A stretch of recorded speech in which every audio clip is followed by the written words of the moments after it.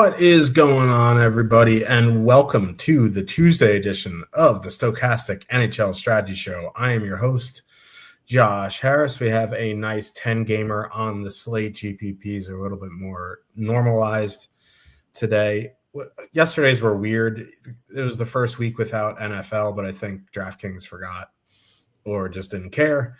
It is what it is, but we're back today for a 10-game slate. Last night was an early log off for me. I played Igor Shesterkin. He got hurt. Didn't look good. Looked like a non-contact injury. May force the Rangers into some selling, which is probably for the best. Also didn't have Sordiv, who had a 4-point game in the first 22 minutes of hockey. So I checked out after that. I did see there was a couple of decent nights in the Discord. That's always nice to see, but can't hit the nuts if you don't play. Joining me to break down today's slate in his Sean Kemp hat. Slim Cliffy, what's going on? Yeah, not a whole lot. Yeah, regardless of who you had in net last night, you had Sordiv or you didn't. A hat trick and a 5-point night on a 5-game slate. There's no overcoming that. So you had him or you didn't. Congrats if you did. Hope you have hobbies outside of DFS if you didn't. Interesting 10-gamer here tonight. There are a couple pretty big injury spots that we're gonna talk about in a little bit. There are some teams, at least a couple teams, with very high totals that don't often have very high totals. That always makes me nervous. There's some top of the lineup changes for a couple key spots that are going to be very important. So it's one of those nights where there's not a ton of news, but the news that there is seems very, very important. So like we always say, check the Discord before lock. I do like this 10-gamer though. It's better than the 13 and 14 gamers we were getting 6 weeks ago. So we take those. Excited to get through the games here. Yeah, listen, the Seattle Kraken are back on the slate, so it's not ideal. But Grubauer was the optimal goalie last night. 41 save win. 10 gamers here tonight. There actually are a couple good games that I probably will want to check out. There's a lot of crap as well, but that's kind of how it goes. Some big injury news, like Cliffy said, but let's get into this slate. Before we do, just dropped in a promo code for you guys. It does help track our affiliates. Since this site went down, the affiliate tracking is no longer active. If you use promo code PUCKLUCK, that'll get you 15% off any subscription. I put the link in there, stokastic.com/pricing. So check that out. First game of the night, we have the Vancouver Canucks with a 2.7 total heading into Buffalo. The Sabres have a 3.4. Vancouver going Pettersson, DeBrusk, Carlson, Besser, Kane, Sasson, and then Sherwood, O'Connor, Kampf. Buffalo is going Thompson, Doan, Krebs, Tuck, Norris, Zucker, Benson, McLeod, Quinn. So I'll start on the Buffalo side here. Obviously, Vancouver is going through transition again after trading Quinn Hughes. They still have some pretty good names on offense. Defensively, they aren't I would call the best team. Thatcher Demko has had a pretty good season. Thompson, Doan, Krebs at 14,600, 5% top two, 11.4% projected ownership. That seems pretty high for me to rely on a Buffalo Sabres line on a 10-game slate with Peyton Krebs on it. They actually have been pretty good as their sample has gotten larger. They've created a lot more goals. They're not controlling the play. It's almost 50-50. I don't even know if it's a great power play spot. It's not awful. It's not. The thing that I do like is Zucker is back on the power play. For whatever reason, when he's there, it's been better. So I guess if you wanted to turn this into a power play stack to get lower ownership in a high total game, That's probably what I would do. I'd leave off Krebs, add in Zucker. That stack becomes 15,500. You'll get lower ownership and a high ownership stack. It's fully correlated. That's probably what I would do. Like, I don't really want to spend 14.8 for Zucker, Norris, Tuck. They're scoring, not creating a ton. They probably have a pretty good 5-on-5 matchup, though. But, like, at this point, I have a little bit of problem stacking the Sabres without Thompson or Doan. So I probably turn that top line into a power play stack. If you didn't want to just leave Krebs there, I mean, you can do it. It's 11% with Peyton Krebs. That's not really something I'm super interested in. So I probably just go to a power play stack. I guess if you needed a filler, Buffalo 3 would be all right. There's better lines in that price range, though. They're getting kind of run over. They are scoring, though. So, a cheap 2-mana Quinn McLeod. You could do worse. It's not ideal, so it would be Buffalo 1 or Buffalo power play. On the Vancouver side, like, I don't have a ton of interest in Vancouver here. I guess, if anything, it would be that top line. Pettersson, DeBrusque, Carlson, 13,600, just because they're so cheap. They're coming in at 2.8% in a really small sample. They have been very good, very high event. I expect those numbers to be unsustainable, but so far so good. For the price, it would be the top line. Favorite thing in the game is a Buffalo power play stack, but I don't know if I'm going to prioritize that. Yeah, Buffalo does have one of the higher totals on the night at 3.4. Surprising.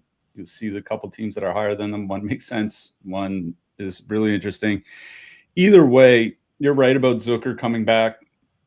He's typically made the power play better ever since he got to Buffalo. He was kind of like Josh Doan before Josh Doan was Josh Doan. So I think you're fine taking Krebs off, putting him on with Doan and Thompson, turning him more of a power play stack. Like, listen, this Canucks penalty kill, average over the last 5 weeks, and that's the best it's been all season. Over the course of the season, has been a bottom 5 penalty kill in the league. Over the course of the season, they've taken the 5th most penalties, league average, over the last 5 weeks. So the penalty kill itself has gotten better, since American Thanksgiving. They're taking fewer penalties, but being average isn't very good. It's just not, especially not when you're facing a Buffalo power play. Like, they're at 9.9 goals per 60 with Doan there. Zucker should make them better. The league average for a top power play unit is like 8.8 or something like that. So they are a pretty good top power play. And, like you said, adding Zucker there can kind of dilute the ownership a little bit. I'm fine with honestly just making a straight power play stack. Like, Josh Norris isn't expensive, right?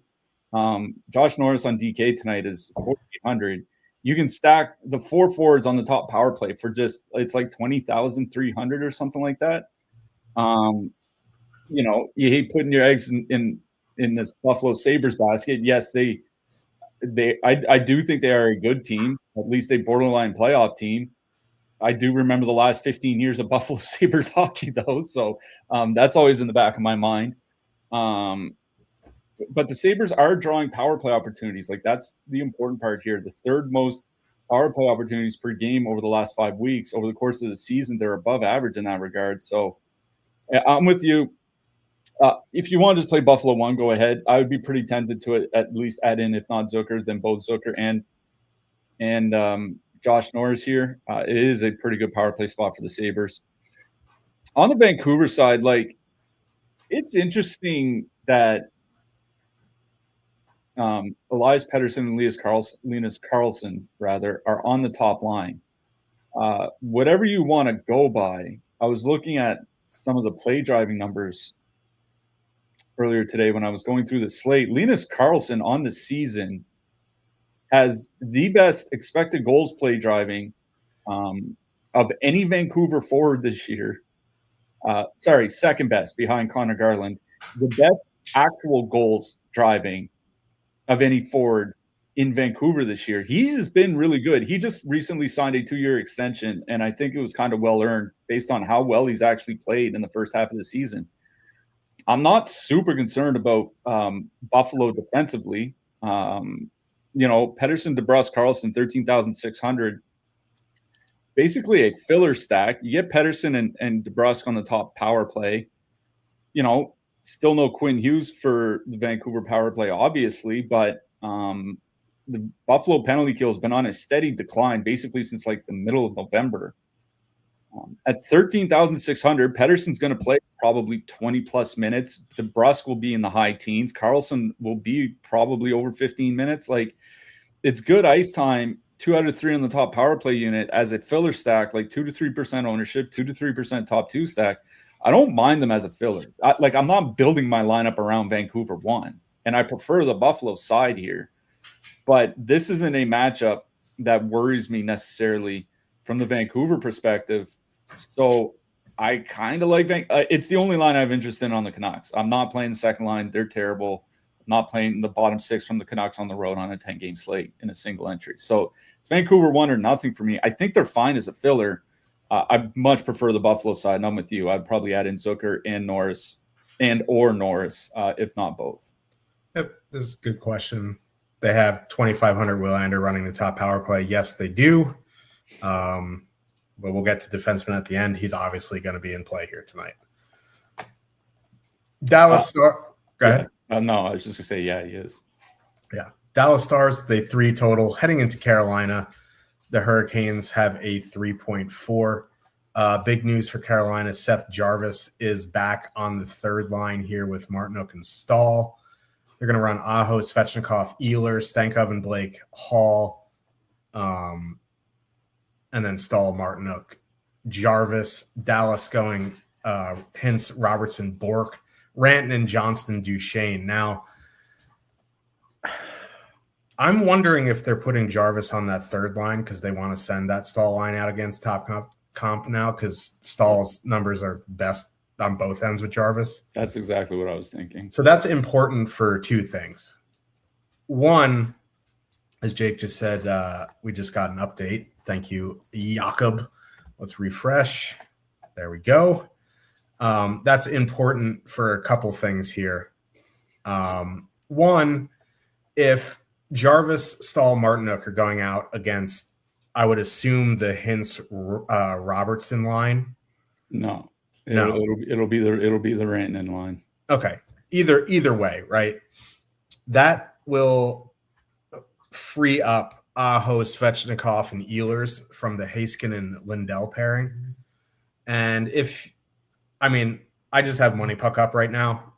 If you have other analytical sites that you like the best, you can use those. But if you sort by defensive pairs, minimum 400 minutes, which is like 30 games for top pairs, there's only 3 pairs with expected goals against under 2 per 60 minutes. Haskin and Lindell is one of them. Gavrikov, Fox, and Sanderson, Zuber the other. They're just a meat grinder, right? So I feel like, Svechnikov, Aho, Ehlers going to miss that pairing for the most part. They're going to see Hintz, Robertson, Bork. They haven't been great defensively. Harley Petrovic, for the first few games since Harley came back, has been a mess. I think Harley was -4 the other night. Not that plus minus really matters, but if you're on the ice for 4 goals against, that's just a mess. I'm not prioritizing Carolina 1 here. They're 18,800 going up against the Stars and Jake Ottinger. It's not a great matchup, but they are fully correlated. They have been very good offensively. So, I don't mind them. I think that my preferred line would be that second line just because they're fully correlated on the second unit. They're 11,800. They're going to see bottom 6 matchups. They've been very, very good this season. Stankov and Blake, Stankov and Hall, Blake and Hall. No matter how you look at their sample, they have been good offensively. You're coming in at 1%. They're a filler that I do like to use here tonight. I do worry a little bit about Stahl, Martinook, Jarvis. they're a little bit more expensive because Jarvis is still 7,200, and I don't know, they may limit his minutes a little bit, and at that price, you really need a monster game. So I'd probably go to Stenkov and Blake Hall for that point. At that point, I don't mind Carolina 1. I just don't think I'm going to prioritize them. On the Dallas side, it would probably be Hintz, Robertson, Bork. If Stahl is going to be occupying Rantanen, Johnston, Duchesne at 18-4, I'll take the savings. Go to Hintz, Robertson, Bork, 17,300. They have a higher top two, a little bit higher ownership at 3.2%. Carolina, not the best defensive team that they were, a couple of years ago. That Aho line in the small sample has been, mediocre. Nothing to really worry about. I don't know if I'm prioritizing Dallas here tonight, but, they're $1,500 cheaper than Carolina 1 with a higher top two stack. So that's probably my favorite line in this game. Hintz, Robertson, Bork. Probably not going to prioritize them. If you need a filler, it's Carolina 2. Yeah. I'm probably out on Carolina 1 at 18,800. The reason being, one, like, I think we mentioned it. It was on Saturday or something like that. When Shane Gostisbehere came back, that the Carolina power play has just not been very good with him this year. I was looking at their numbers with and without Gostisbehere. Their shot rate with Gostisbehere on running the top power play unit goes down like 20%. The goal rate goes down way more than that. Like it's a drastic difference. It's kind of like that Klingberg Orlov thing in San Jose. We'll talk about that later. So, I do worry about the Carolina power play, even though it's been better over the last 4 or 5 weeks. It's pretty notable that Gostisbehere missed a chunk of time in there with injury and he wasn't running the power play. So I do worry about that. And Dallas has a really good penalty kill, right? Over the course of the full season, the lowest goals against rate in the league on the penalty kill. So I'm not super excited about playing a fully correlated top line for almost 19K. I'm out on Carolina 1. It's Carolina 2 for me. With Taylor Hall on that line, they're at 71 shot attempts. 3.3 expected goals, 4.2 actual goals per 60 minutes at 5-on-5. They've been really, really good offensively together. The latest update that we got on Data Hub over at Stokastic.com has them at about 1% ownership, priced as a filler.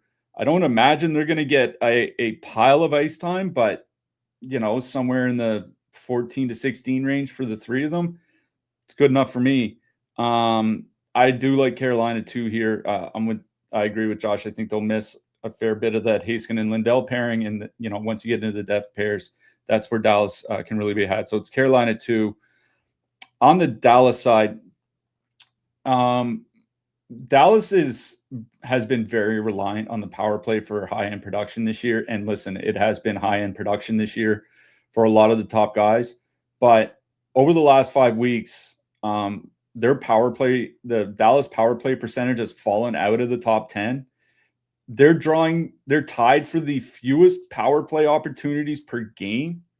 So this is no longer an elite power play that might only get a couple chances here tonight. And, to go with Dallas not drawing power play opportunities, Carolina is giving up the 5th fewest power play opportunities per game over the last 5 weeks.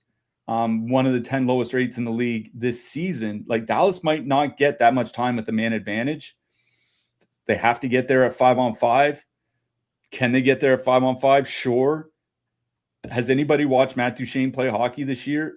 Listen, I know he's had some serious concussion issues. I hope he gets past them. He's awesome to watch when he's on his game. He has not been good at all. I honestly think they're better off with Sam Steele on that line. You know what I mean? Like, that's how bad Duchesne has been. I mean, Robertson, Hintz, Bork, I think is playable. I don't think they're going to see Jordan Stahl. They've been really, really good. 3.7 expected goals, 78 shot attempts per 60. Bork has 24 shots in his last 10 games. So he's, 3 goals in that span. He's starting to chip in offensively. I think they're playable at 17,300. Not super excited about playing them. I don't think I'm going to be getting to Dallas at single entry. For me, what I really have interest in this game is Carolina too. Anaheim Ducks, they 3 total. Heading into Philadelphia, the Flyers just, casual 3.5 for reasons beyond a reasonable doubt. Anaheim played last night with Mrazek in net. It will be Lucas Dostal tonight. They also went back to their old lines. We'll have to see if they stick because no beat writers apparently exist for the Ducks on the road. Only the team sends out a tweet right as lock hits that the lines. Very annoying last night, but Anaheim went back to Carlson, Terry, Kreider, McTavish, Seneca, Gauthier, and then Granlund, Nestorenko, Strome. Flyers going Zegras, Konechny, Dvorak, Tippett, Couturier, Barkey, Mitchkov, Cates, Brink. Starting on the Flyer side here. Should mention Mitchkov is a game time decision as well. Right. Yep.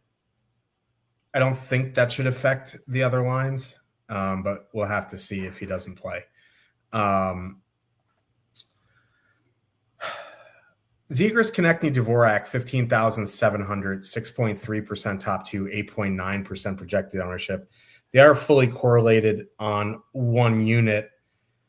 They've been pretty good in a 170-minute sample. They're just not controlling the play, but I don't know how important that is against the Ducks because they are not very good defensively. I will say, when Carlson, Kreider, Terry were rolling, they weren't atrocious defensively. They weren't great by any stretch, but they weren't awful. 8.9% on a Flyers line, almost 16K. Just does not feel great for me. The Dvorak line, we'll see that top comp. Then you'll see the Noah Cates line go out against the second line. And that's kind of why I like Couturier, Tippett, Barkey, because one, they're going to see bottom 6 matchups of the Ducks, which is just advantageous for them. 2, since starting this show with Cliffy in February of 2021 or whatever it was, I can't ever remember going, you know what I want to stack tonight? The Flyers power play. So it's the power play correlation isn't great in this line, but Couturier, Tippett, Barkey have been their best line, at least in the past week or so. 67-minute sample. They have been very, very good. They are very high event, which is nice to see. They're coming in at 2% projected. They're a filler line at 11,900. So that's probably my favorite line. You want to save an extra $300, you can go to the Cates line. They've been okay. You have to see if Mitchkov is in. They are correlated on the Yam Cork unit for whatever that's worth. But dollar for dollar, if I was playing a full Flyers line here tonight, it would be Couturier, Barkey, Tippett. On the Duck side, back-to-back on the road, both top lines pushing 17K. It would probably be Carlson, Kreider, Terry for me. They have a much lower top 2 than Gauthier, McTavish, Seneca. But the Dvorak, Zegras, Konechny line is nowhere near as good defensively as a Noah Cates and Brink line. And, I feel like Cates and Brink are going to see a fair bit of that McTavish pairing or line. So I'm not really running out to play the Ducks here tonight, but if I was, MMEing, I would probably have a couple Carlson, Terry, Kreiders. Yeah. I'll start on the Flyer side.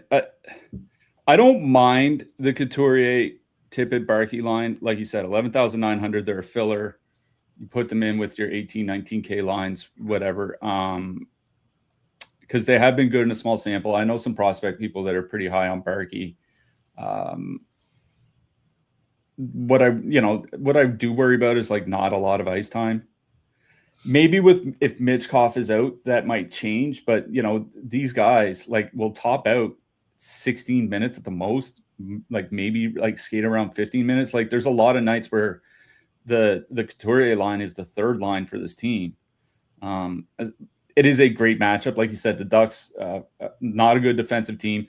I think the last 3 or 4 weeks from the Ducks, a lot of the problem has just been kind of bad luck. Like I think it's like an 825 save percentage in their last 14 games, which is absolutely hilarious. Like that's at all strengths. That'd be a bad save percentage on the penalty kill. Got to think that, just look at teams like Montreal or St. Louis that went through a really bad month of save percentages, and then things just kind of, evened out and normalized after that. I think the same thing is going to happen with Anaheim. So don't bet on them having an 825 save percentage for the next 40 games. I don't mind that line at 11,900. Like I said, I do kind of worry about ice time, but they have been really good in a small sample. No issue using them. I kind of like the Flyers top line, Konechny, Zegras, and Dvorak, just because of that price. Like, we'll get to the expensive lines later. There's not really a lot like way at the top of the price range that interests me. So I don't mind playing like a 14, 15, 16K line that I like a 15K ish line that I normally don't play because it's kind of in no man's land. They've been really good since they got put together. I looked at their last 10 games, 3.7 expected goals, 61 shot attempts per 60.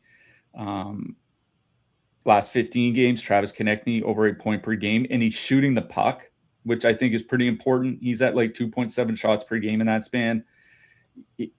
This wasn't a guy over the first half of the season so far who was shooting the puck very much. Didn't shoot the puck a lot last year. If you can be between 2.5 and 3 shots per game, that kind of changes his outlook. I do like both Flyers top 2 lines here. I would probably lean to Philadelphia 1. They're coming with a little bit of negative leverage, but considering their price, I don't think it's a huge concern at 15,700. 5.4% top 2 stack, 8.6% ownership. I think it's fine. So for me, it's Philly 1, but yeah, both top 2 lines very much in play here. Real interesting thing is what to do with the Anaheim side, because this was one of the top offensive teams in the league to start the season. I mentioned how they had a terrible save percentage over the last 12 games. The shooting percentage is the second lowest in the league in that span. This has been, if you look at the entire season, this is still a top 5 team in the league, despite their last 12 games being pretty tough sledding scoring-wise.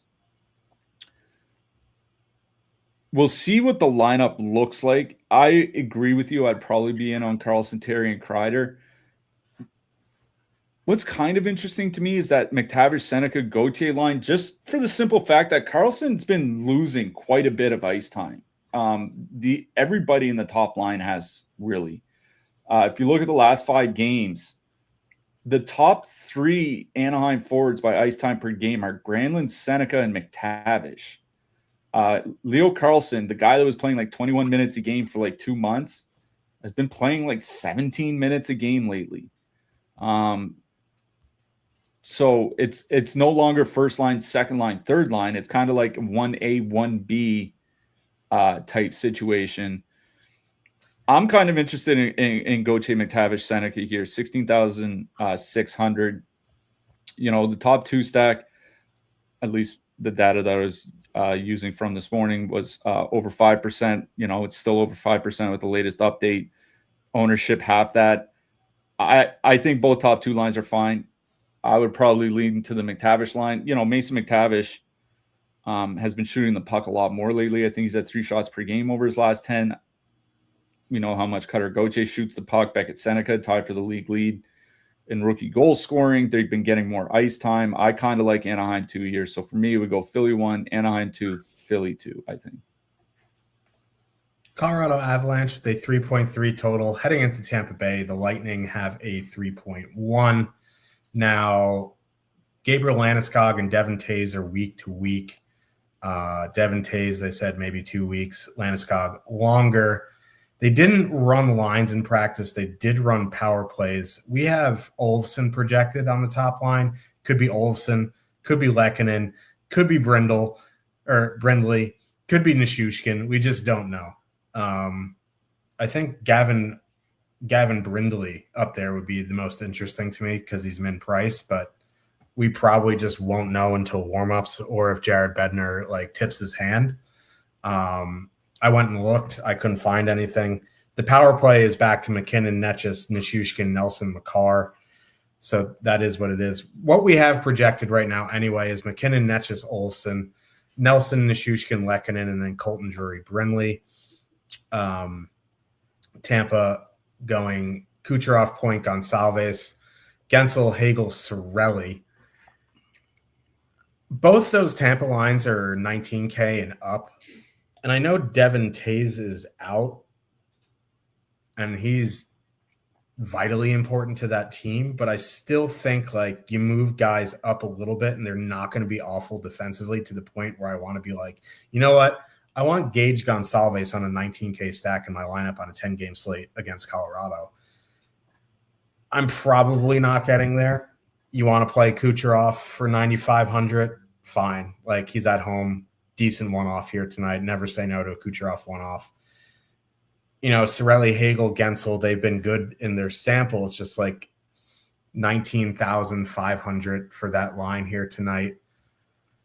They do have a 6.1% top two and 1% projected ownership. So like if you're MMEing, like I'd take a stab there, but in single entry, it's really hard for me to prioritize the Lightning here. Probably stick to one-offs. The Colorado side is a little more interesting. If with Olofsson up there, they're 19,700. If it's Gavin Brinley, they're 19,400. You know, if Lehkonen is up there, then it becomes like 21.9, and that's too expensive for me. But if it's one of those cheap guys where it keeps the line under 20K, especially Gavin Brindley, where he was a really good scorer in college, and it's you can kind of you're finally starting to see it translate to his professional game. Like, that is where I'd be interested. You know, maybe he doesn't play. He'll probably play, 15 minutes or so. He won't play the 22, 23 that McKinnon and Netchus will, but at min price, you get an assist, a couple shots, you're cooking. So we'll have to see who is up there. If it's a Colorado one line where the stack is under 20K, I think it would be interesting to me. Nelson, Nichushkin, they're both on the top power play. They're 10,700. Kind of depends who's on that second line with them. Again, like if Lehkonen stays there, they're 15,700 and they're not fully correlated anymore. So that's a little bit pricey for me. So it would probably be McKinnon, Netchus X, as long as it's someone that keeps the stack under 20K. Yeah, obviously we do have to see what this is going to look like when warmups hit. I'll start on the Tampa side. Like, that Tampa 2 line is kind of interesting to me. Like, I know Braden Point has kind of come around a little bit of late. 15 points in his last 12 games. That's certainly nice to see. Obviously, Kucherov has had some big games in there. Gensel, Hagel, Cirelli has just been absolutely nuts to start the season, at least, whenever they have gotten time together. 80 shot attempts, 4.3 expected goals per 60, over 5 goals per 60. That's Colorado 1 stuff, which is absolutely insane. Colorado doesn't take a lot of penalties either. Over the last 5 weeks, bottom 8 in the league in times shorthanded per game, better than average over the course of the entire season. Tampa Bay's power play has been a lot better with Darren Radish running it. I was looking at that earlier. Him and Bjorkstrand on the top power play. They're at 12 goals per 60. That should help. And you only get one guy on that line, and the Gensel, Hagel, Cirelli line on the power play.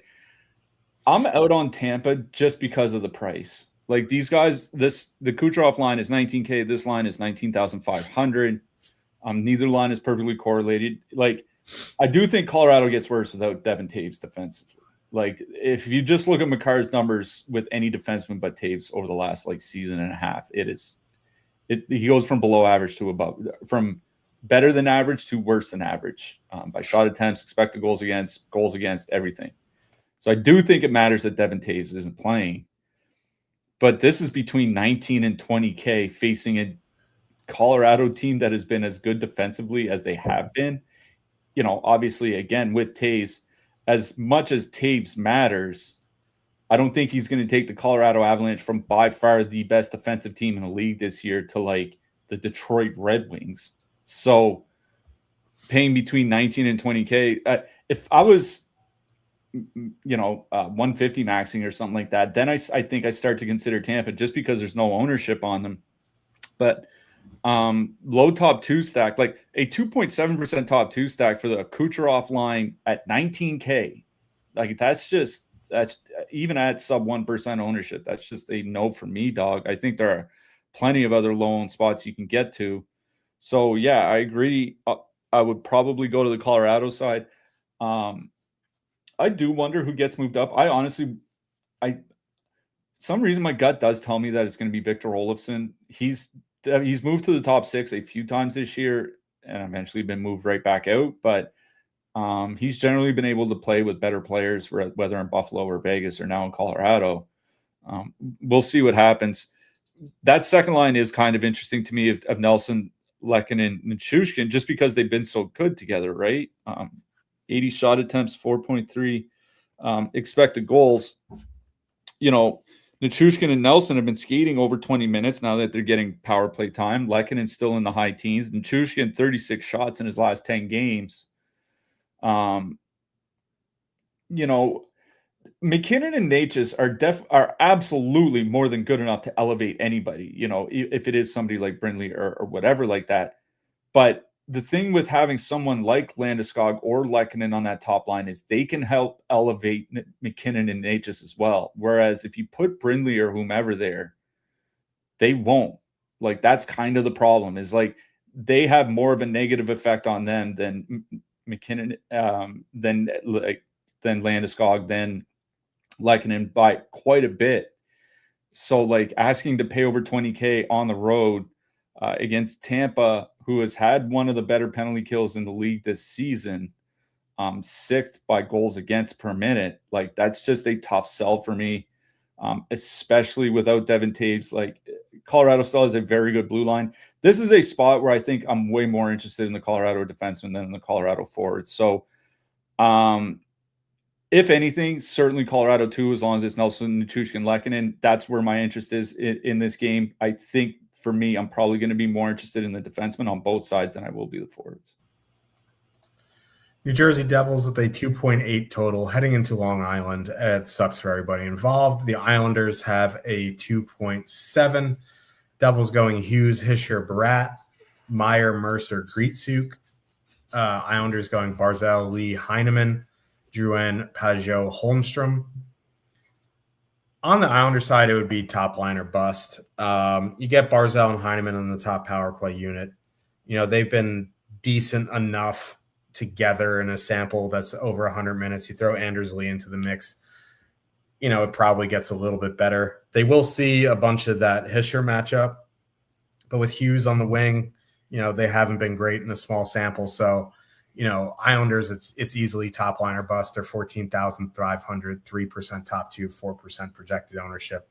Don't know if I'm going to get there, but it's easily the only line I'd have interest in.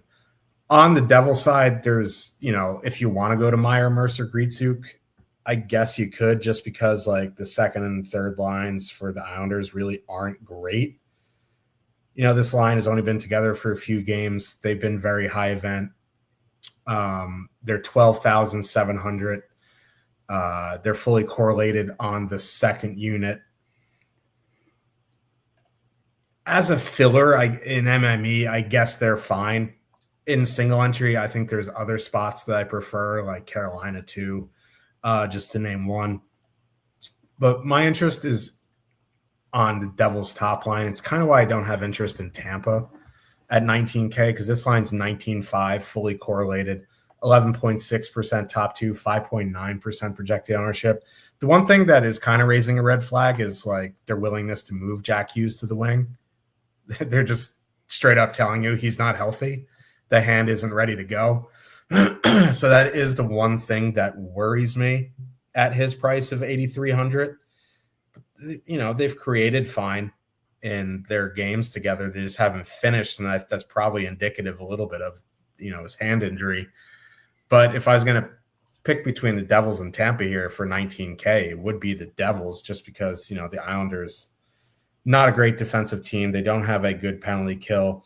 It is Sorokin in net, and he has been excellent since a rough start to the season, but it would be Devils 1 for me. Devils 2 is fine as a filler in MME. On the Islanders side, if I get there, it's really only the top line. Yeah, I'll be quick with the Islanders. I don't really have a ton of interest. I was looking at Barzal and Heineman together this season when they don't have Bo Horvat. 56 shot attempts, 2.2 expected goals. Pass. The Devils side, I agree with you. It's why I don't have interest in, teams like Tampa. Maybe you want to throw Dallas in there. There's a super chalk line at the end of the slate we'll get to. I was just looking at the top stacks update. There is one line on the board here tonight with double-digit top 2 stack percentage, single-digit ownership, priced under 20K, and it's New Jersey. They're going to play a pile of minutes. Like, this isn't a line where, like the Anaheim top line, where Leo Carlsson might only play 16 or 17 minutes tonight. Like, unless Nico Hischier gets hurt or kicked out of the game, he's not playing only 16 or 17 minutes unless they win like 8-0. So they're going to play a pile of minutes. I agree with you on Hughes. I do still worry that it's one of those things where he's never really been a high percentage shooter. So it's like, is he just hitting a cold streak or is he hurt? And I think he's probably still hurt to some extent. That is the concern here. If I knew his hand was 100% healthy, Hischier, Hughes, and Brad would be the first 3 names in my DFS lineup tonight. Facing Sorokin sucks. Sorokin's been great this year. He had a tough first 4 or 5 games or something like that, and then after that, he was like just one of the best goalies in the league. That's definitely not ideal. You probably want somebody else than Luke Hughes running the power play because he's scoring more goals into his own net than the other net at this point. That also isn't what you want. But, just try to think of going back like 12 months and Hughes, Hischier, and Brad are on the board for under 20K. Like that, it would seem almost impossible. I do think like New Jersey's definitely running into a bit of a cold streak when you look at shooting percentages. I talked about how low Anaheim is. The Devils, the last 25 games, they're at 7.25% as a team. The Islanders are the next worst at 8.7, and no other team is below 9. Like it's the Devils and then a massive gap, then the Islanders, and then another massive gap. Like, do they break out of it or not? I guess we're going to find out, but I do have quite a bit of interest in that Devils top line coming in with the ownership is half the top 2 stack in this line is under 20K. It's not like the Islanders are very good. I really do like New Jersey 1 here. It's the only line I really have interest in this game. You want to play New Jersey 2 as a filler. I do think they're playable. I guess it is the Islanders. But for me, it's New Jersey 1 or bust out of this. Yep. Florida Panthers with a 3.1 total. Heading into Toronto, the Maple Leafs have a 2.9. Florida going Marchand, Bennett, Verhaeghe. Reinhart, Lundell, Luostarinen. Erod, Samoskevich, Greer. Toronto is going Matthews, McCann, Domi, Tavares, Nyes, Michelli, Robertson, Roy, Cowan. So that Toronto line, 17,100, 7.4% top 2, 7.1% projected ownership. I don't want to say they've been on a tear recently. Matthews has been on a tear recently. They have been very good. That Bennett line that they're going to see a bunch of hasn't been very good defensively. Bob still has under a 9 save percentage on the season. That is below league average.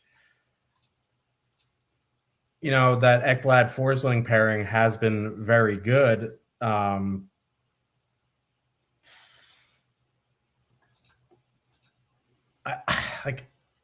It's kind of weird saying I want to play a Matthews line with Bobby McMahon and Max Domi on it, but like there's ever a time to do it, I feel like it's in this matchup. I much prefer them to the Tavares line, even though the Tavares line is fully correlated. And, Florida does take a lot of penalties, but, I guess if you wanted to turn it into more of a power play stack, you could leave off Domi or something and add in Michelli, save $500 or whatever, and make it 16 and change. You could do that. But if I'm doing anything with the Leafs, the first person I'm putting in the lineup is Matthews. So I don't mind that Toronto top line here. On the Florida side, it would also be that top line. They are a little expensive, though, and they're not fully correlated. Excuse me. Bennett, Marchand, Verhaeghe, they have been very good offensively. They haven't been great defensively. That Matthews line in 70 minutes has been pretty good defensively. The goaltending behind them has kind of let them down. And if Joey Woll is not going to have like a .930 save percentage for the whole season, like the Leafs are going to struggle mightily. So I don't mind going to that Bennett, Marchand, Verhaeghe line. It kind of sucks stacking Florida without Sam Reinhart. But if you add Reinhart instead of Verhaeghe to get more power play time, then you're running into like 20,400. Like, I guess it's doable. It's just not something that I really want to do. So it would probably be just straight up going Bennett, Marchand, Verhaeghe at 18.9, 8.4% top two, 4.2% projected ownership. Like, those aren't bad numbers. Don't mind going to Lundell, Lusteron, and Rhino. Like, they haven't been electric by any means offensively, but, Sam Reinhart is probably their best offensive player. I guess you could do a Reinhart one-off if you don't want to stack Florida just outright. So my favorite line in the game is Florida Bennett line, but I'm not counting out Toronto here because Matthew's been on a tear. Yeah, like in a nutshell, I do like Marchand, Bennett, and Verhaeghe. Just they've been so good offensively this year. I do wonder what Florida looks like without Seth Jones. And it's kind of funny because, like, I don't think Seth Jones is like one of the best defensemen in the league or anything. But if you look at Florida's power play over the last season and a half, when Barkov and Jones aren't on the power play, 6.1 goals per 60 minutes. That's Philadelphia Flyers territory. So obviously there's still Kachuk looks like he's going to be back later this week. He's still not back. Obviously no Barkov, no Seth Jones. You got Aaron Ekblad running the power play. I just don't think he's the guy that can do it. Like, there's a reason why they've tried Ekblad at times over the last season and a half and gotten him off the power play. It's because they can't generate nearly as much. And on top of that, the Leafs are only giving up 2 power play opportunities per game over the last 5 weeks. Third lowest rate over the course of the entire season. Florida might not get very many opportunities here tonight, and their power play is probably going for over the long term is going to be a lot worse with Aaron Ekblad running it. So, I think they're okay, but at that spot, I'd probably just rather go pay the extra $600 and go play New Jersey instead.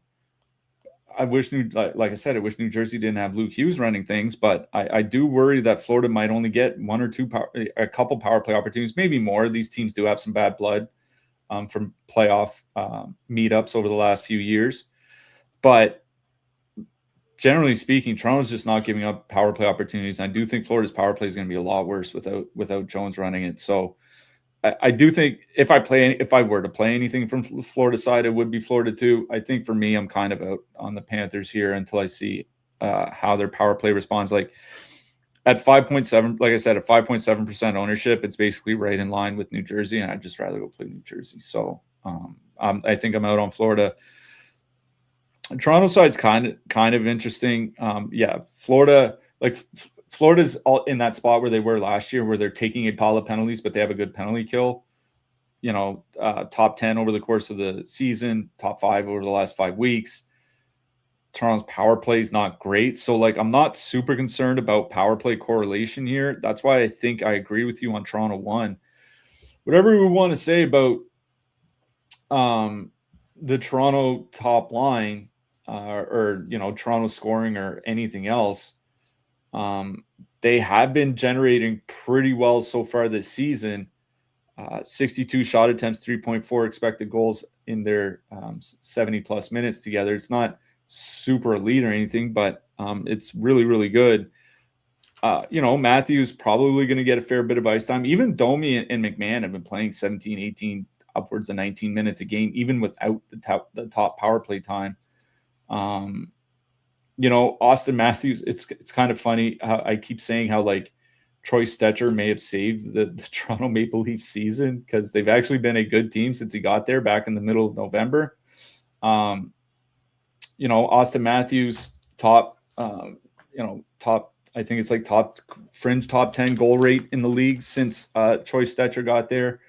You look at his shots per minute, he's top 3 in the league. He looks a little bit more like himself. I probably prefer Toronto 1 here. Like we keep saying, Florida's not a good defensive team. They just have not been without Barkov this year. They've been average at best, probably below average. So I'm good with Toronto 1 here. Toronto 2, they're not really generating a whole lot. 56 shot attempts, 2.3 expected goals in their time together. Yeah, they're perfectly correlated on the power play, but again, Florida's had a pretty good PK. I'm fine with Toronto too. They're a decent filler at that price. I'd probably rather just go play Philadelphia or something, but they're okay with no ownership for me. I agree with you. This is a Toronto 1 game. Vegas Golden Knights with a 3 total. Heading into Winnipeg, the Jets have a 3 total. Vegas going Eichel, Stone, Barbashev, Marner, Hurdle, Dorofeyev. Winnipeg doing Winnipeg things. Connor, Scheifele, Iafallo, Velarde, Perfidi, Taves. It's like they do this every few weeks and then they realize it's an awful idea. And like they should leave it up on a vision board or something, be like, this is a bad idea. Like I understand that Alex Iafallo is, $2,900 cheaper than Gabriel Velarde, makes the line 17,100. It's just like this is not the matchup where I would even want to consider doing that, playing Alex Iafallo with a line that's already just power play merchants. It's not a great power play spot as it is. Iafallo isn't on the power play. I guess because they're cheaper and you want to get to them in MME, fine. Like do what you want. I'm just out on Winnipeg here. I know they have a 3 total. I just can't do it with Iafallo. Taves, Perfidi, Velarde, 11,400. Like, glad that Jonathan Taves made a comeback to the NHL. He doesn't look like a top 6 player anymore. So pretty much just out on Winnipeg. Vegas side is a little bit more interesting to me. Eichel, Stone, Barbashev, 18,100, 7.2% top 2, 2.9% projected ownership. Now, the one thing that concerns me about them is I don't even care who goes out against them. It's just like they're going to see the Morrissey DeMello pairing. And while they've been good, once they're off the ice, everything else just goes to shit. So that's kind of why my preferred line would be Hurdle, Marner, Dorofeyev at 17.5, 6.8% top 2, 3% projected ownership. Now, they are fully correlated. It is going up against Hellebuck on a 10-game slate. Am I prioritizing them? No. But in MME, I definitely think you can get to some Vegas too here. They have been excellent when they've been together this season. So, it's probably my preferred just because they're $600 cheaper and they avoid Morrissey. Yeah. I actually don't mind Winnipeg 1 here. The reason being, I'm pretty sure they are perfectly correlated. Iafallo was on the power play, in the last game. So that's a perfectly correlated Winnipeg top line of Connor, Scheifele, Iafallo, 17,100. Connor and Scheifele have been playing 21 to 23 minutes for a good stretch now, and I think that it's just a reflection of the depth not doing anything, but it's still a ton of ice time. I don't think Iafallo gets that, but he's probably going to push 20 minutes here. I was looking over the last 2 seasons when Iafallo's been on the top line with them. They're at like 3.3 goals per 60 at 5-on-5. It's not hyper elite like Colorado 1 or anything like that, but it is really, really good. 3.1 expected goals or something like that. So like they're both generating quality and actually scoring with Iafallo. They've gone through tough stretches this season, sure. The other thing is Vegas. I haven't seen the Vegas beat writers tweet yet today about it. We'll see who starts. Carter Hart is dead last amongst goalies and goals saved above expected at 5-on-5 this season. Now remember, he wasn't allowed to play until the start of December, so he was 2 months late getting into the season. Obviously, hadn't played in the NHL for like a year and a half or 2.5 years or whatever it was before that. Maybe he's just like still incredibly rusty, and he wasn't even all that good to begin with. Not that like you're right, this is not a good power play spot for Winnipeg, but this is still a perfectly correlated Winnipeg top line where Scheifele and Connor are going to go get past 20 minutes, and they're 17,100 with a good top 2 stack percentage. Like I have interest in that almost regardless of what the matchup is, just because you can never get a perfectly correlated Winnipeg top line this cheap. And as far as the power play, it's just a shooting percentage thing, right? Like they're shooting 7.4% with Iafallo in the power play. This is a power play that typically shoots 15 to 20%. So you can imagine what their point totals would look like if those things were normal. I do like Winnipeg 1 here. Obviously not interested in their depth. On the Vegas side, like for me, it would be that second line. It is the perfectly correlated second line. We know how good the Vegas power play has been when everybody's been healthy. Running that 5-4 power play unit, 17,500. Very reasonable price. 77 shot attempts, 3.5 expected goals per 60 for that line. Like they've just been absolutely torching the opposition. Not getting a pile of ice time, but Marner will probably be 20 plus. Hurdle, and Dorofeyev 15 to 17 range, maybe a little bit more. That's fine for that price. I still think my favorite line in this game is Winnipeg 1. I don't mind Vegas 2. I know Connor Hellebuyck hasn't been his typical Connor Hellebuyck self. It's just still really hard for me to play teams on the road going into Winnipeg to face Connor Hellebuyck. Yep. I mean, I get your points on Winnipeg 1, and that is reasons to play them. I still won't be doing it. It's just like something I cannot wrap my feeble little mind around. Fair enough. Nashville Predators with a 2.9 total. Heading into Edmonton, the Oilers have a 3.6.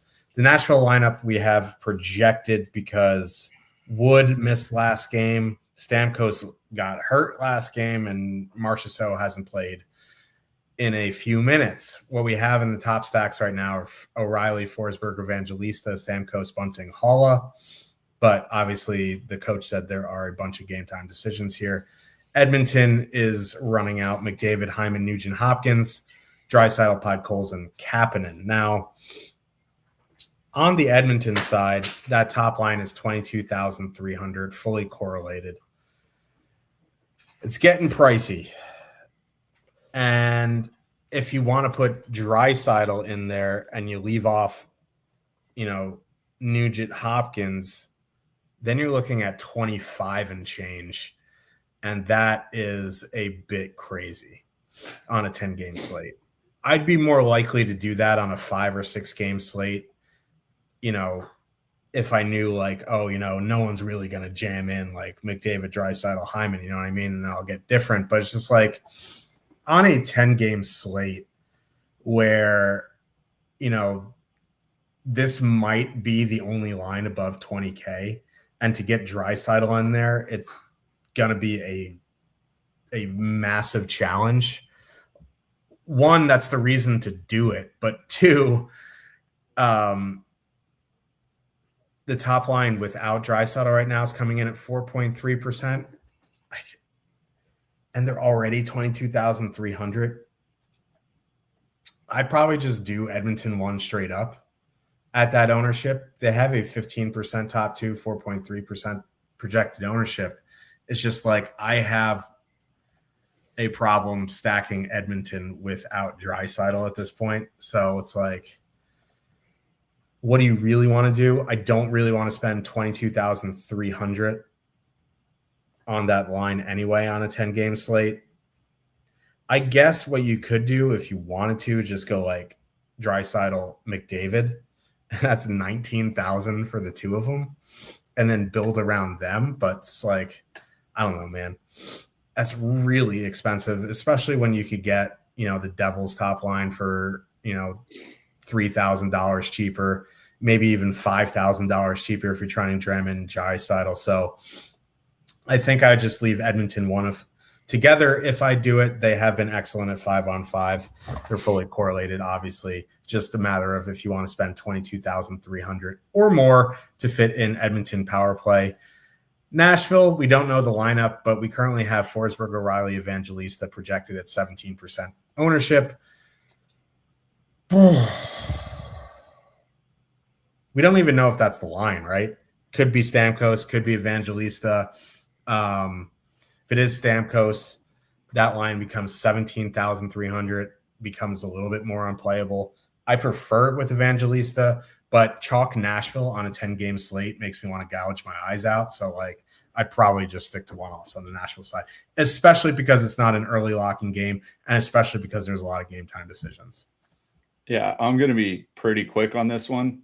I'm not playing super chalk Nashville on the road when that might not even be the line combination. There's only 2 games that lock after this on a 10-game slate. So, one-off like Bunting or, one-off Evangelista or something, okay. I'm not stacking anything. On the Edmonton side, I say pretty often, I rarely stack like $21,000, $22,000, $23,000 lines on slates this big. A 22,000 plus line without Leon Draisaitl on it on a 10-game slate is also a pass for me. So this game is a pass for me. The next game's a pass for me. Boston Bruins, 3.1 total. Heading into Seattle, the Kraken have a 2.9. Boston going Pastrnak, Minton, Kuznetsov, Geeky, Lindholm, Steves, Zacha, Arvidsson, Middlestat. Seattle going Eberle, Beniers, Kakko, Tolvanen, Stevenson, Gaudreau, McCann, Wright, Catton. It's like, give me a playable line on Seattle and I will play them.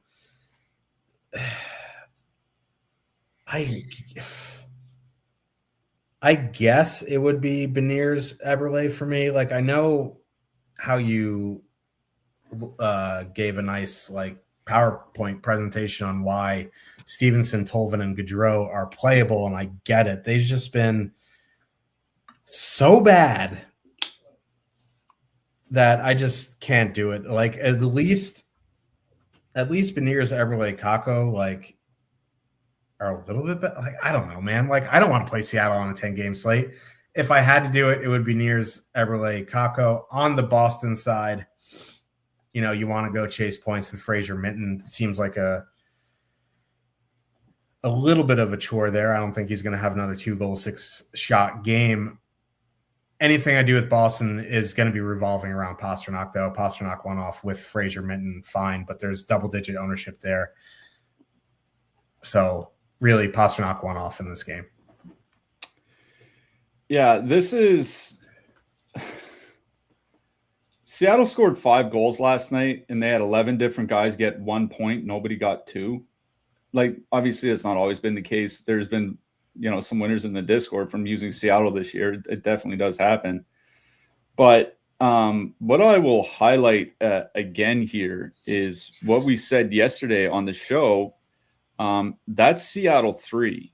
McCann, Shane Wright, Berkeley, Catton, 11,200, 0.4% ownership, 0.4% top 2 stack. I bring them up just because they're perfectly correlated on the second power play unit. As I mentioned yesterday on the show, since Jared McCann came back, going into the game yesterday, they had been splitting power play time 60-40, 55-45. And the Bruins take a pile of penalties, right? Said it yesterday on the show. Most time shorthanded per game over the last 5 weeks. Most time shorthanded per game by a lot. Almost a half power play more per game they're giving up to the opponent than the next closest team over the course of the full season so far. So that is a perfectly correlated Seattle line priced under 12K that might get 2-3 minutes of power play time here tonight. I think that is very playable. So if anything from Seattle, it's probably Seattle 3. It's the Boston side I have more interest in. I do worry that I missed the train on Pasternak, who's Nutinov. They're coming in super chalk here.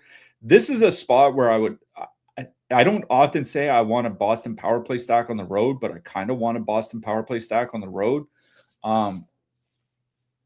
For as many penalties as Boston takes, the Seattle penalty kill is equally terrible.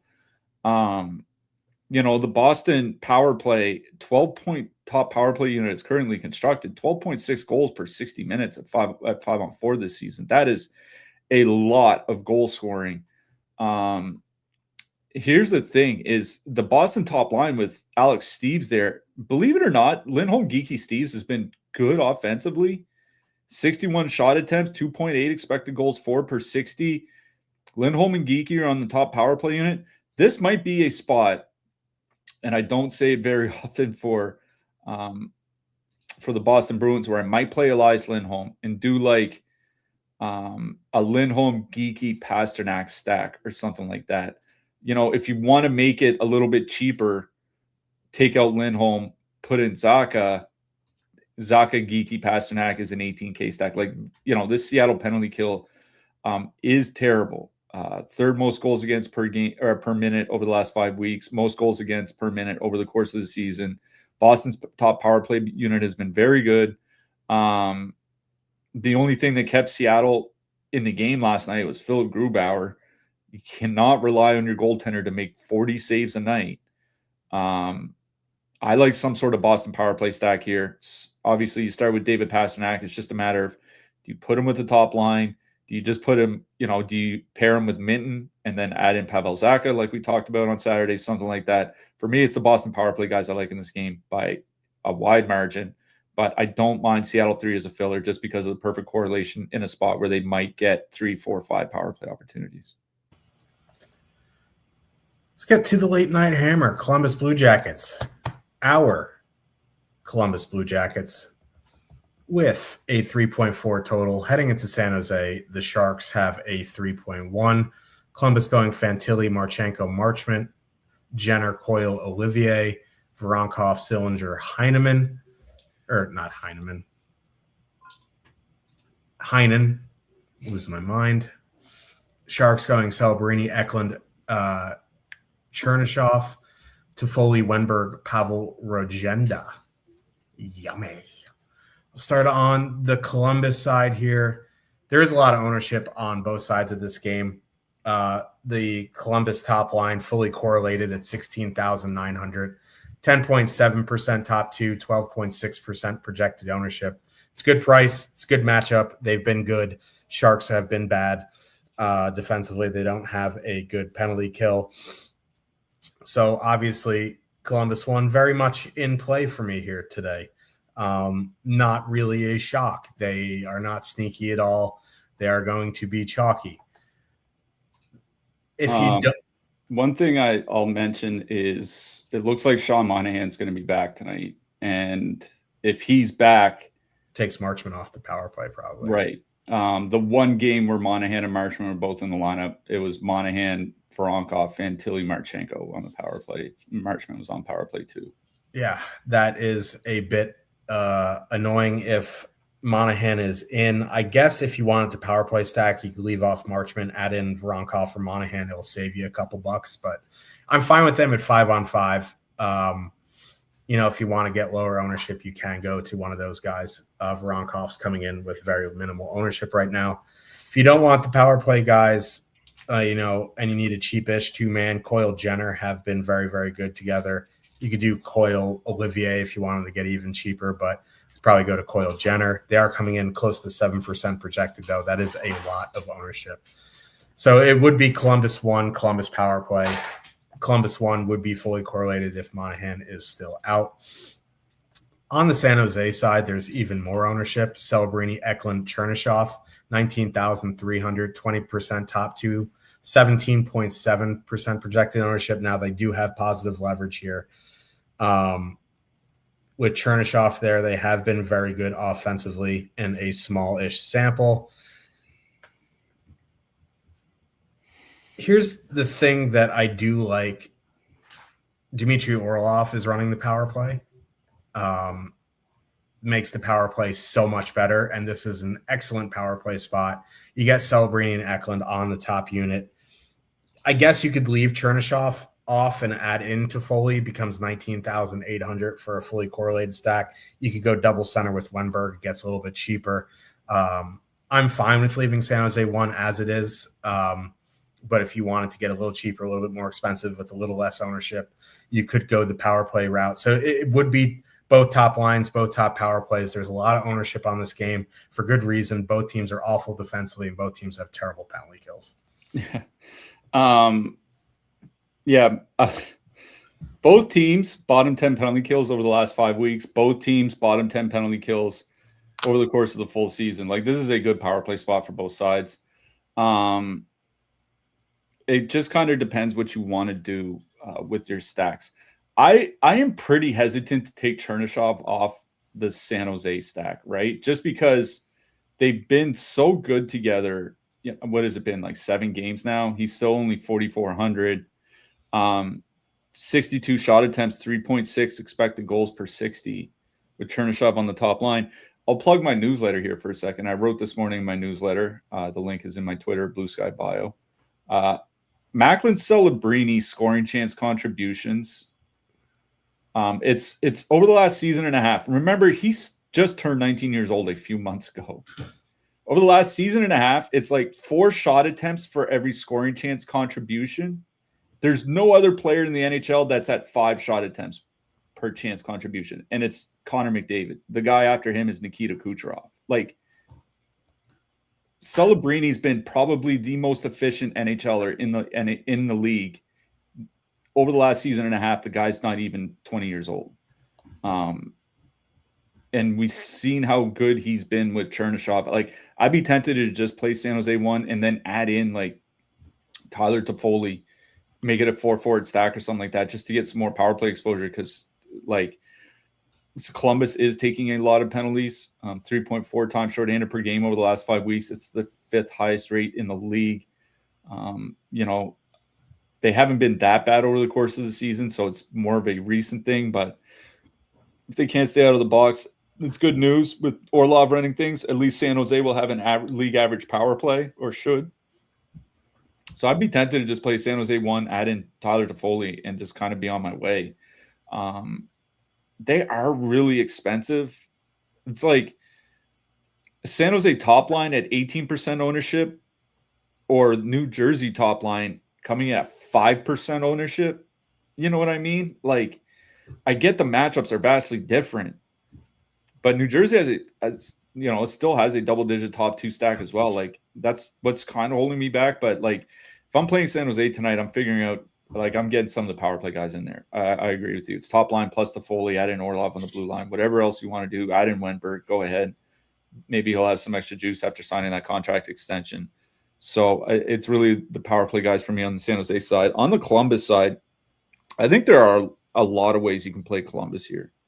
San Jose, yeah, they do have a bad penalty kill, but it's not like the Columbus power play is tremendous. And San Jose doesn't take a ton of penalties. Columbus might only get a couple chances on the power play here tonight. Like, I'm fine if you want to take off Marchment and put in Monahan with Fantilli Marchenko, make it a double center stack. It's still fairly cheap. I'm fine with that.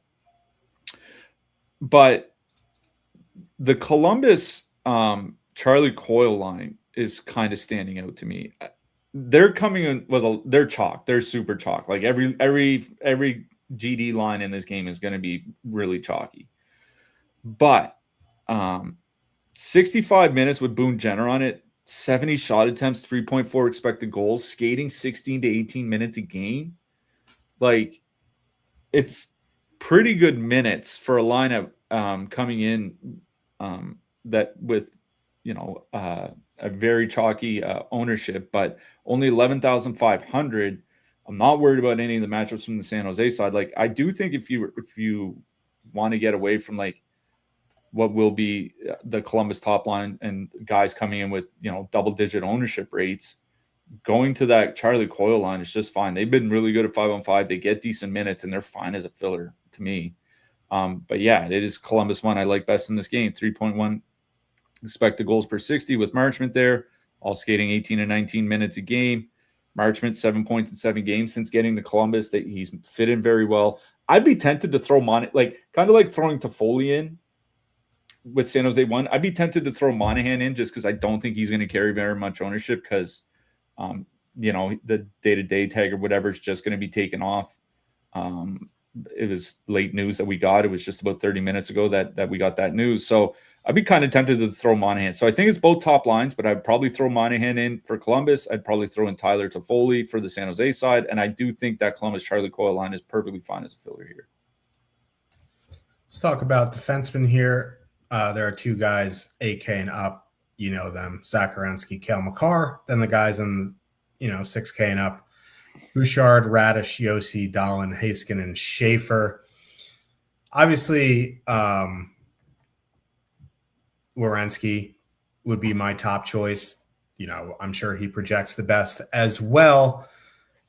It's a really good matchup for the Sharks. He's just really, really expensive. Makar is interesting at 8K. Like, he's fine. I just worry about not having Devin Tays there.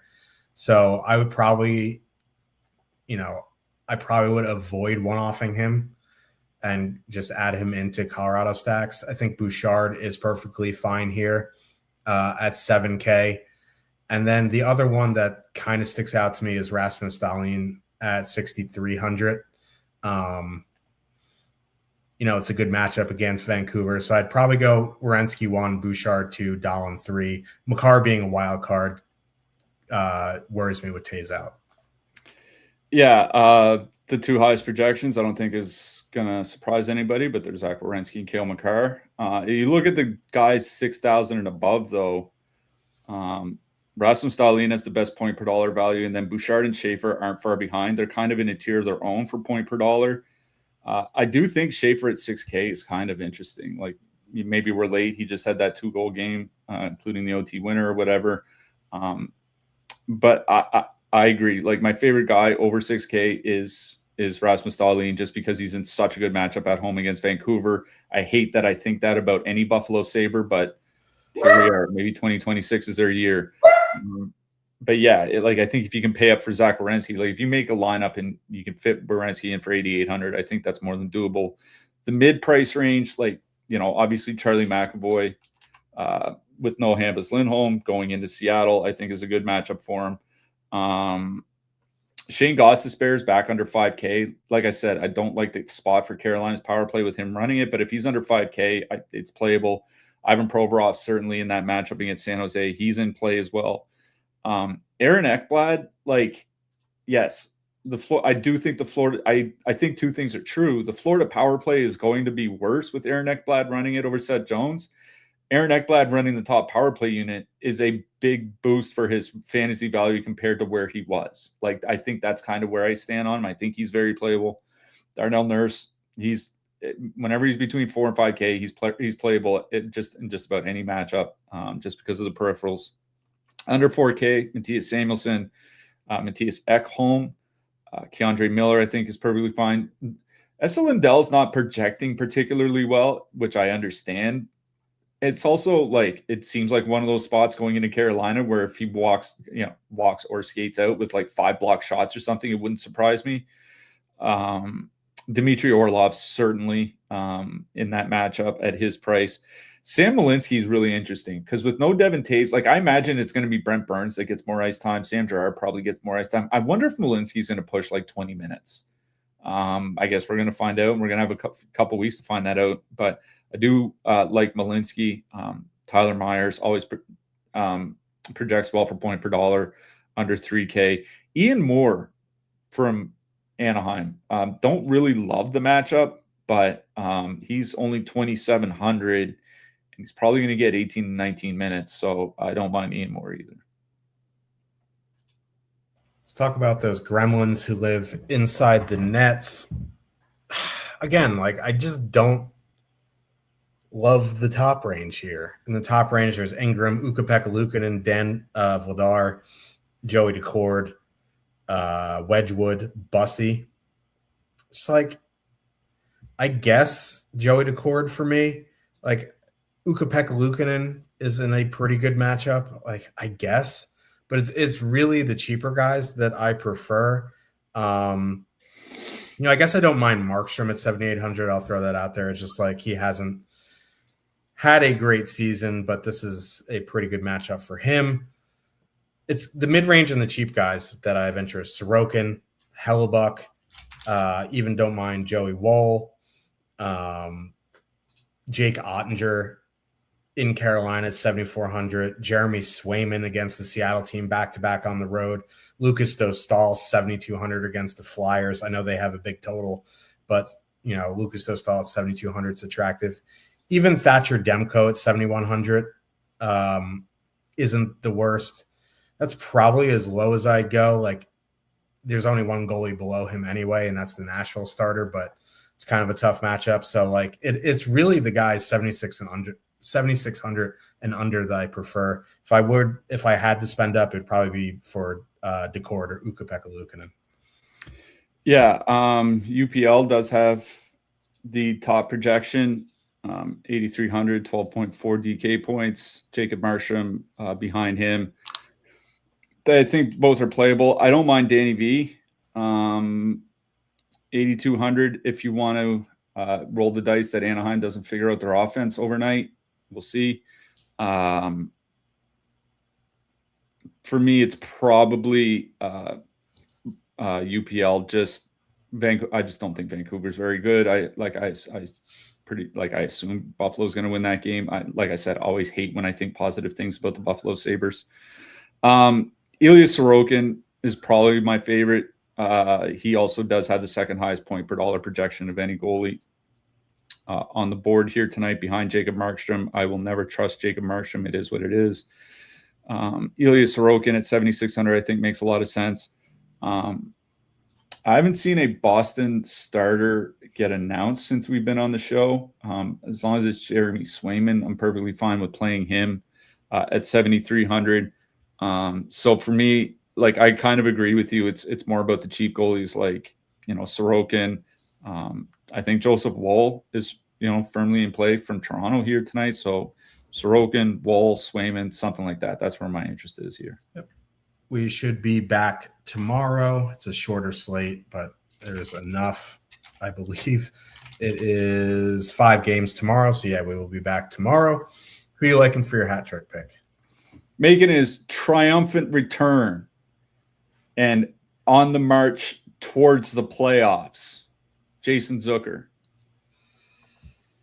I'm going to go late game, but not a power play guy. I'm going Boone Jenner.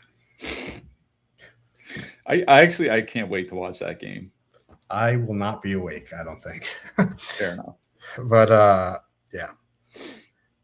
Good luck, everybody, tonight. We'll be back tomorrow, and we'll see you in the Discord. Good luck tonight, everyone.